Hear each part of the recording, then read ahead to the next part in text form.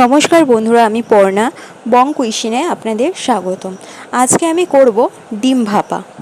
হ্যাঁ, ডিম ভাপাটা অনেকেই করেছেন, আমি কখনো আগে ট্রাই করিনি, তাই ভাবলাম আজকে একটু ট্রাই করি।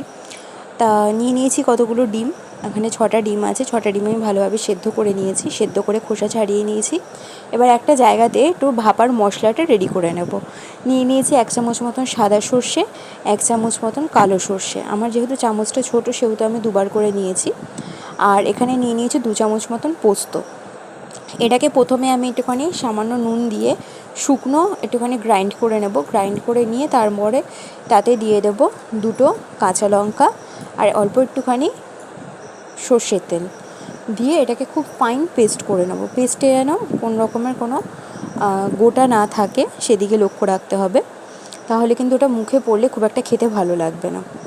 তা আমি যেহেতু এর মধ্যে একটু নুন দিয়ে নিয়েছি, ওটা লক্ষ্য রাখতে হবে যেন মশলাটা যখন আমি করব তখন যেন তাতে নুনটার পরিমাণটা যেন ঠিকঠাক দেওয়া হয়। আমার মশলাটা এখানে রেডি হয়ে গেছে। এরপরে আমি দিয়ে দেবো এর মধ্যে 3 চামচ মতন দই, টক দই দিয়ে আমি এটাকে ভালোভাবে মিশিয়ে নেব। টক দইতে একটু লাম্পস থাকে, তাই জন্য ভালোভাবে ঘেটে নেব। আচ্ছা, এরপরে আমি এর মধ্যে দিয়ে দেবো একটুখানি বাটি ধোয়া জল, মশলার বাটি ধোয়া আর দইয়ের বাটি ধোয়া সামান্য একটুখানি জল অ্যাড করেছি, যাতে আর জল না আমাকে আলাদা দিতে লাগে। এরপরে দিয়ে দিলাম 1/2 চামচ মতন লঙ্কার গুঁড়ো, 1 চামচ মতো হলুদ গুঁড়ো। হলুদ গুঁড়োটা অপশনাল, আপনারা চাইলে দিতে পারেন।